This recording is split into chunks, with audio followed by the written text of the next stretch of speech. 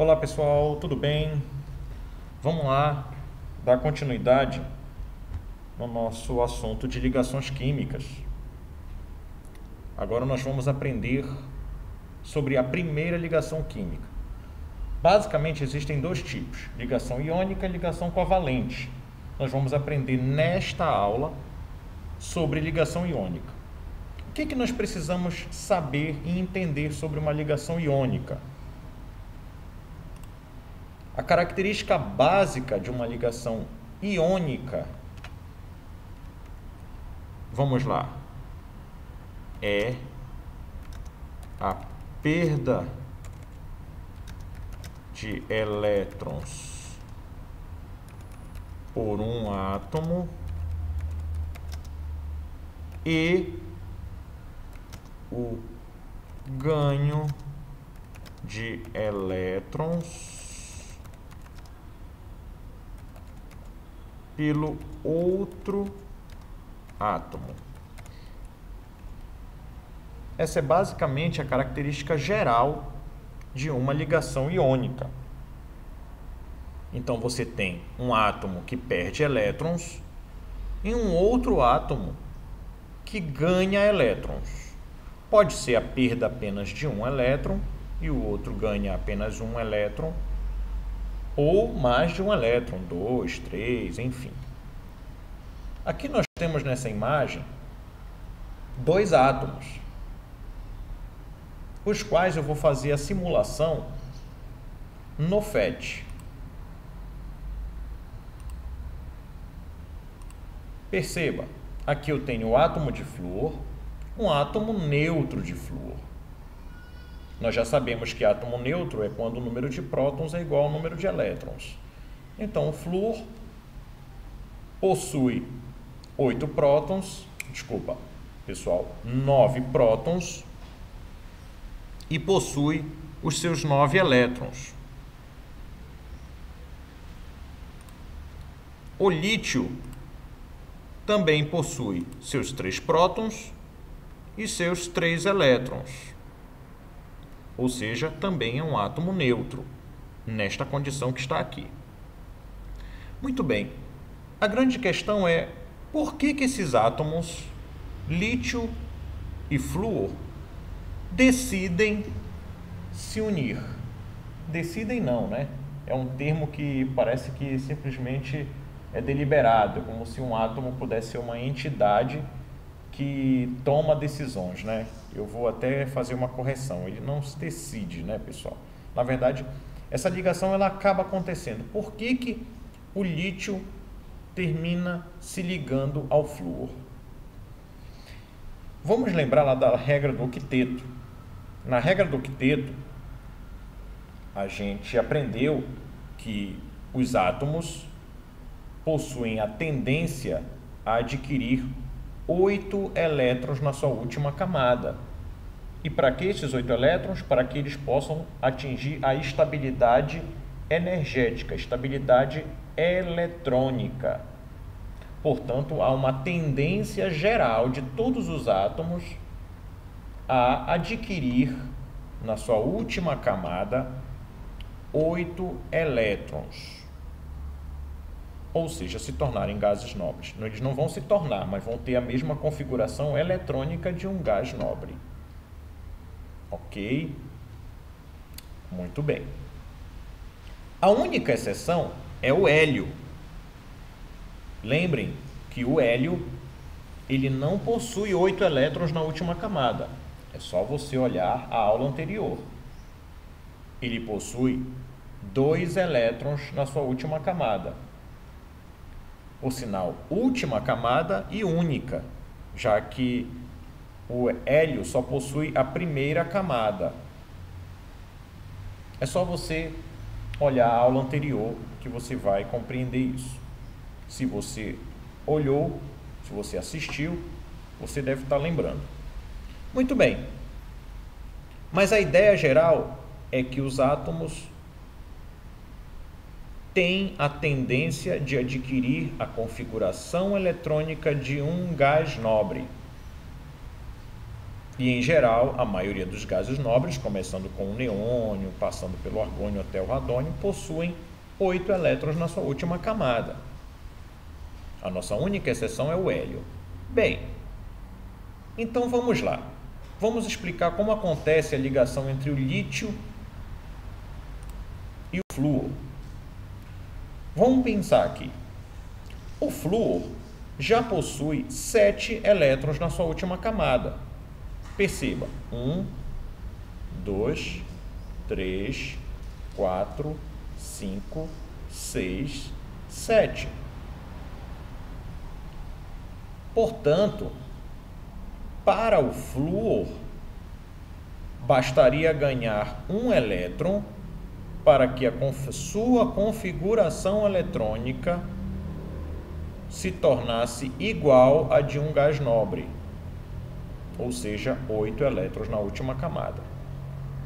Então a gente pode entender da seguinte maneira, pessoal: o flúor está precisando de apenas um elétron.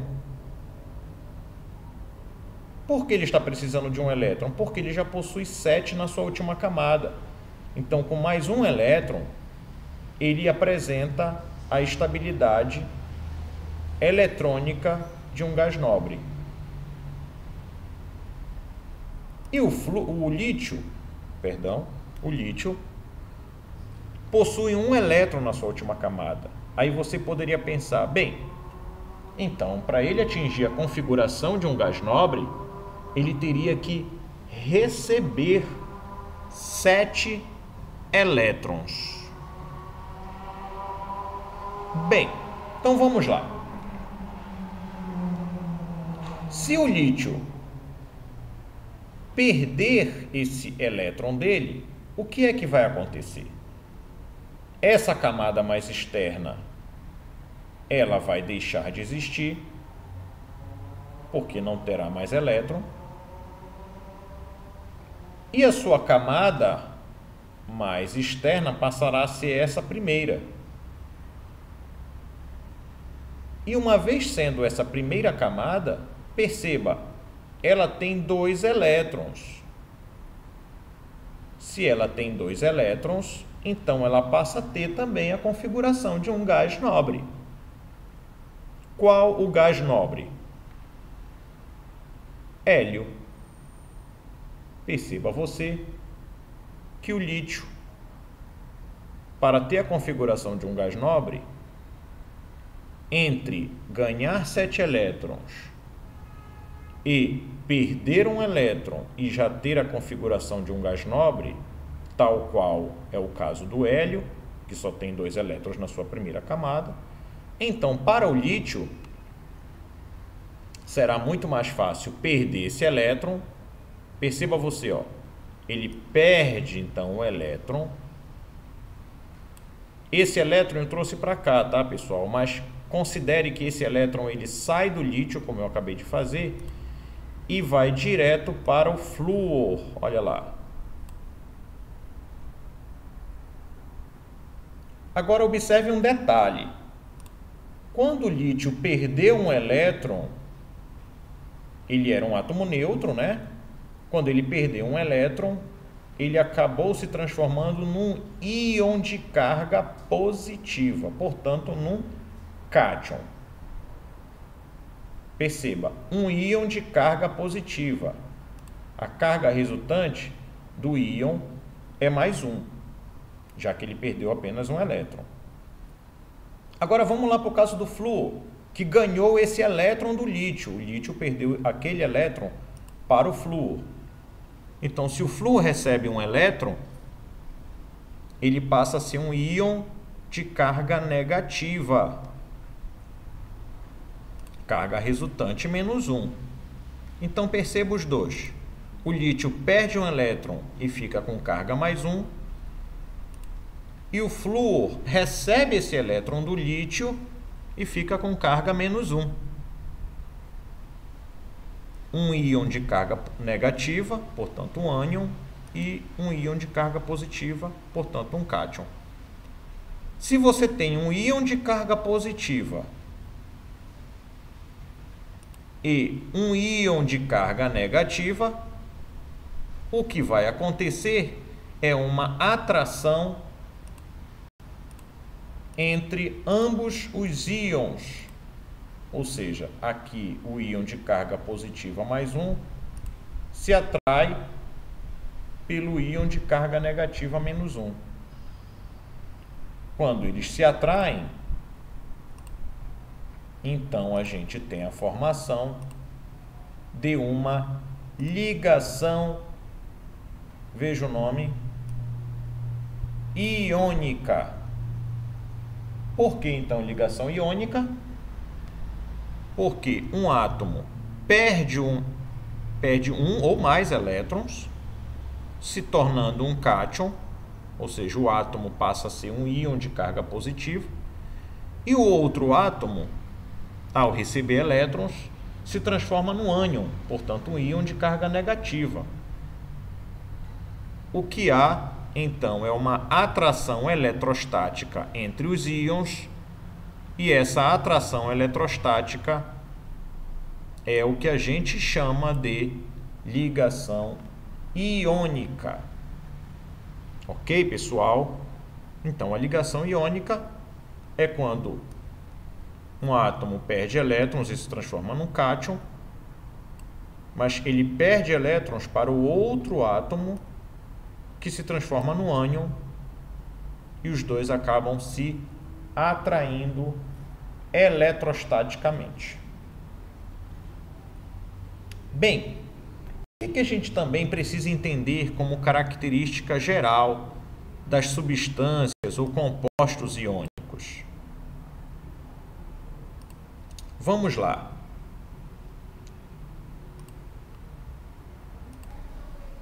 Bem, uma das características das substâncias iônicas, portanto dos compostos iônicos, é o alto ponto de fusão.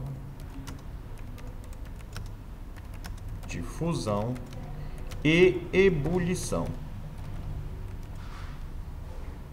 Então, em geral, os compostos iônicos possuem uma temperatura muito elevada para que eles possam passar do estado sólido para o estado líquido.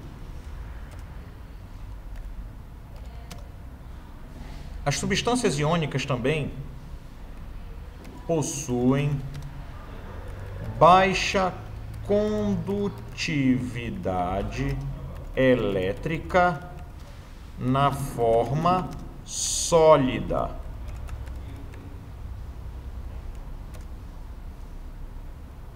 E também a principal característica que vocês precisam compreender: os compostos ou substâncias iônicas, quando dissolvidos em água,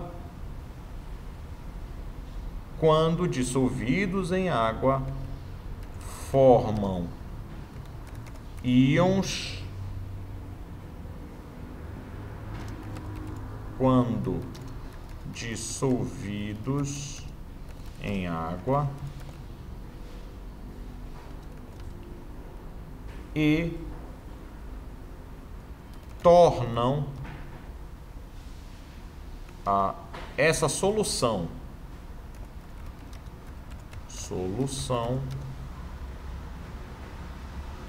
condutora de corrente elétrica. Essa característica número 3 é uma das que eu mais preciso que vocês entendam. Vamos lá.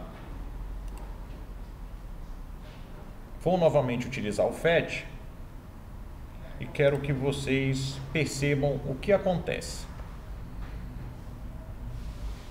Aqui nós temos, como exemplo, nós temos um sal, que é uma substância iônica, é o cloreto de sódio.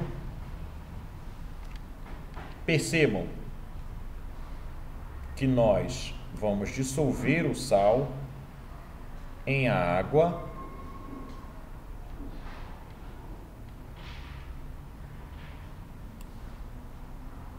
e vamos pegar um condutor de eletricidade. perceba que a lâmpada acendeu, o que mostra para a gente que a água que está com sal está conduzindo eletricidade. Eu vou adicionar cada vez mais sal e observe que o brilho da lâmpada ele foi aumentando, portanto a lâmpada consegue acender porque a energia gerada por esta fonte atravessa os fios condutores, a placa e atravessa a solução que está com sal. Vamos fazer sem o sal, portanto, água sem sal, água pura. Perceba que não há condução de corrente elétrica. Então, se eu tenho água pura, eu não tenho condução de corrente elétrica. Mas a partir do momento que eu adiciono uma substância iônica, e em geral, você tem como característica os sais, eles se dissolvem formando íons e, portanto, passam a conduzir corrente elétrica. De forma microscópica, é isso aqui que acontece. Ó, pessoal, percebam, eu tenho o Na+, que é o sódio, ou seja, um íon de carga positiva, e um íon de carga negativa, o cloro. O sódio perdeu elétrons para o cloro. Na forma sólida, eles não conduzem corrente elétrica, mas o que acontece? Quando eu vou dissolver um sal na água, o que acontece é isso aqui que vocês estão observando, ó. Mobilidade iônica. Então, o solvente aqui, que é a água, afasta os íons um do outro, que estavam na forma sólida, tornando a solução capaz de conduzir corrente elétrica. O que acontece se a gente evaporar essa água? Se a gente evaporar essa água, no final, o que vai acontecer é que o sal vai se recompor. Observe novamente a formação do sal.